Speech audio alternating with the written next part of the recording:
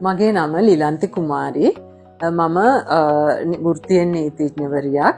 එතකොට මම පහුගිය කාලේ අතරම වැඩ කරේ රාජ්‍ය නොවන සංවිධානයක.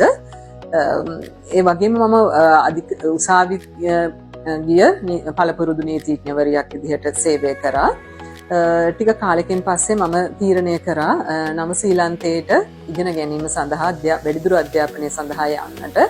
එතකොට මගේ මිත්‍රයෙක් මට මේ සේජ් කන්සල්ටින් සර්විසස් එක ගැන එයා පැහැදිලි කරා.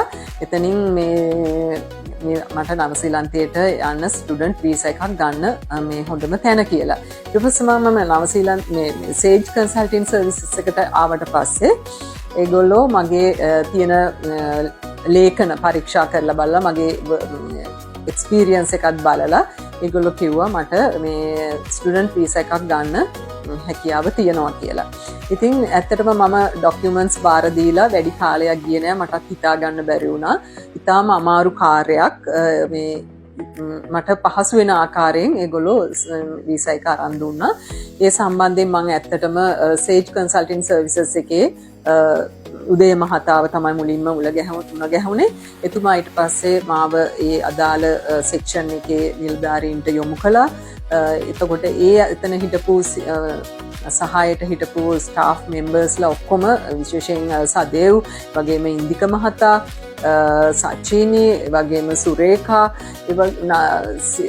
සියලුම කාර්ය මණ්ඩලයේ ඉතාම කැපවීමෙන් සහ ඒගොල්ලන්ගේ විශේෂඥ දැනුම පාවිච්චි කරලා මගේ ෆයිල් එක ඉතාම පහසු වෙන ආකාරයට ලෑස්ති කරලා මට ඒ අදාළ වීසා එක ලබා දුන්නා. ඉතින් මම ඇත්තටම සේජ් කන්සල්ටින් ආයතනය මම රෙකමන්ඩ් කරනවා ඕනෑම කෙනෙක් විදේශගත වෙන්න විශේෂයෙන් නවසීලන්තයට යන්න බලාපොරොත්තුවක් තියන අය ඉන්නවා නම් ඔයගොල්ලන්ගේ ස්ටුඩන්ට් වීසා එක ලබා ගැනීම සඳහා ඉතා ඉක්මනින් පහසුවෙන් ඔයගොල්ලන්ගේ ඒ අරමුණ ඉෂ්ට කර දෙන්නවා කියන එක කියන්න පුළුවන්. සේජ් කන්සල්ටින් සර්විසස් එකට ආවොත් ඒක මට ලැබිච්ච අත්දැකීමෙන් මම ප්‍රකාශ කරන්නේ හැමෝටම එන්න නවසීලන්තයට යන සිහිනේ සැබෑ කරගන්න සේජ් කන්සල්ටින් ආයතනයට ඔබට ඉතා ඉක්මනින් ඉතා පහසුවෙන් මේ ගමන ඕගලන්ට සූදානම් කරලා දෙනවා. ඉතින් ඒ නිසා මම මගේ ස්තුතිය මේ අවස්ථාවේ පුද කරන්න කැමතියි සේජ් කන්සල්ටින් සර්විසස්